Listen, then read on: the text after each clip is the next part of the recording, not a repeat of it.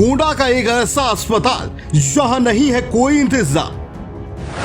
वारसी अस्पताल सिर्फ नाम का अस्पताल। एम्बुलेंस तक नहीं पहुंच सकती इस अस्पताल तक। उस वारसी हॉस्पिटल में इलाज लोगों का किया जाता है और यहाँ पर व्यवस्था यह है कि गली में आप देखिए, गली के अंदर से आप इस तरह से किसी भी तरीके से एम्बुलेंस को लेकर के आप नहीं जा सकते हैं। मरीजों की जान से खिलवाड़ करता वारसी अस्पताल।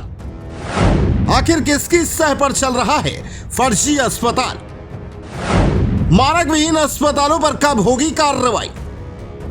हॉस्पिटल जैसे कोई ना तो उपकरण है, ना एम्बुलेंस जाने का रास्ता है, और वो आवासीय मकान भी नहीं, आवासीय मकान में वो चल रहा है, ना कि उस तरह से हॉस्पिटल जैसे बिल्डिंग में चल रहा है।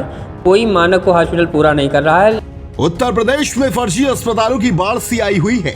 स्वास्थ्य विभाग के द्वारा अस्पतालों पर कार्रवाई के बाद भी मानक विहीन अस्पतालों का धंधा धड़ल्ले से जारी है। आज हम आपको एक ऐसे अस्पताल के बारे में बताने जा रहे हैं जिसमें एम्बुलेंस जाने तक रास्ता नहीं है। यानी आपका मरीज बीमार है तो उसको 4 पहिए की जगह 2 पहिया वाहन पर लेकर अस्पताल आना होगा। हम बात कर रहे हैं जनपद गोंडा के कर्नलगंज स्थित वारसी अस्पताल की। एक मकान में चल रहे इस अस्पताल में मरीजों की सुविधाओं के लिए कुछ भी नहीं है। और तो और वारसी अस्पताल केवल एक बीएमएस डॉक्टर के भरोसे चल रहा है। कितने डॉक्टर यहाँ पे, कितने डॉक्टर आते हैं यहाँ पे? डॉक्टर ये परमानेंट रहते हैं। हाँ, तो कौन से रहते हैं? 2 डॉक्टर यहाँ परमानेंट हम रहते हैं। आप बीएमएस हैं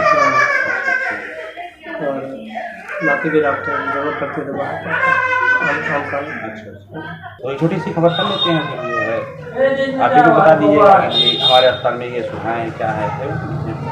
हाईलाइट करे कोई जरूरत नहीं है, हाईलाइट करे कोई जरूरत नहीं। हम लोग इतना ही नहीं, झांसी मेडिकल कॉलेज में हुई आगजनी के बाद स्वास्थ्य विभाग ने सभी अस्पतालों को ऑडिट कराने के निर्देश दिए हैं। वारसी अस्पताल में आग से बचाव के इंतजाम तो दूर, यहाँ मरीजों को लाने तक का कोई उचित इंतजाम नहीं है। यानी यहाँ होने वाले मरीजों का इलाज राम भरोसे ही है। वहीं जब डीएनएम की टीम ने अस्पताल की सच्चाई जाननी चाही तो अस्पताल के संचालक ने हमारी टीम को कवरेज करने से रोकते हुए अस्पताल से बाहर कर दिया।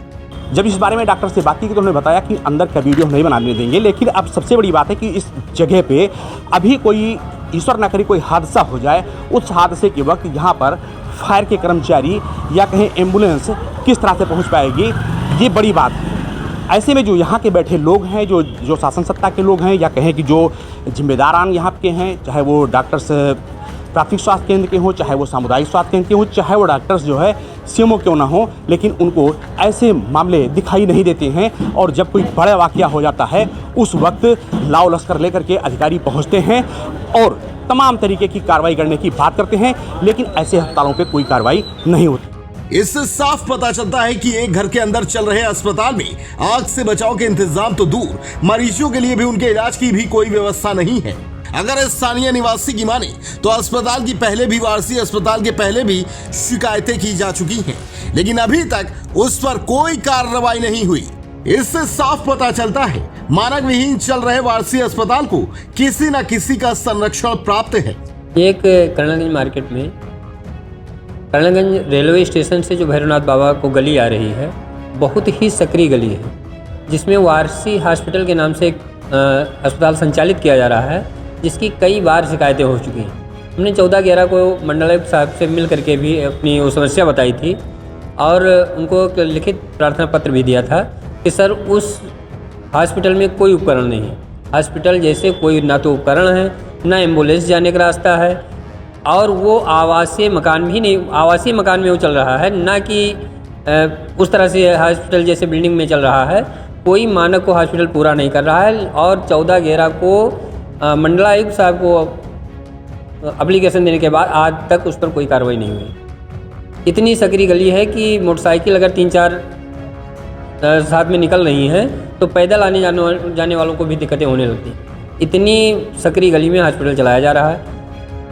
वहीं जब इस बात की जानकारी गोंडा सीएमओ को दी गई तो उनके द्वारा उचित कार्रवाई का आश्वासन दिया गया।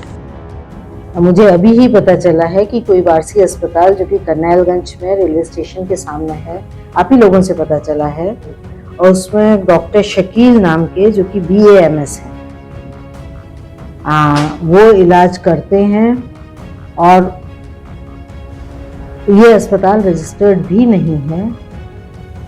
हम टीम भेजकर पता लगवाते हैं कि वहाँ क्या क्या अनियमितताएं हैं। जो भी अनियमितताएं मिलेंगी नियमानुसार उसके विरुद्ध कार्रवाई की जाएगी। गौरतलब है वारसी अस्पताल की तरह न जाने ऐसे कितने अस्पताल होंगे जो मरीज की जान से खिलवाड़ कर रहे हैं। घरों में चलने वाले ऐसे अस्पताल कम पैसों में इलाज के बहाने गरीबों की गाढ़ी कमाई को लूट रहे हैं। उत्तर प्रदेश के डिप्टी CM ब्रजेश पाठक को जल्द ही ऐसे अस्पतालों पर कार्रवाई करनी होगी जो मानक विहीन के साथ साथ मरीजों की जान से खिलवाड़ कर रहे हैं। गोंडा से अमित श्रीवास्तव के साथ संतोष मिश्रा की रिपोर्ट। समय जनपद गोंडा के कर्नैलगंज में है। कर्नैलगंज का पीछे आप देख रहे हैं, ये वारसी हॉस्पिटल है। और मैं बता दें कि इस वारसी हॉस्पिटल में अगर हम बात करें जो झांसी की कहानी की, तो झांसी आप सोचिए, झांसी में भी एक हादसा हुआ है। उस हादसे को जोड़ के हम आपको खबर दिखाना चाहेंगे कि यहाँ पर इतने गली में जो है हॉस्पिटल खोला गया है, और गली में ये व्यवस्था है कि यहाँ पर एम्बुलेंस की व्यवस्था नहीं आ सकती। ये एम्बुलेंस अगर हम व्यवस्था करेंगे कि एम्बुलेंस किसी तरह से आए तो ये एम्बुलेंस नहीं आ सकती है।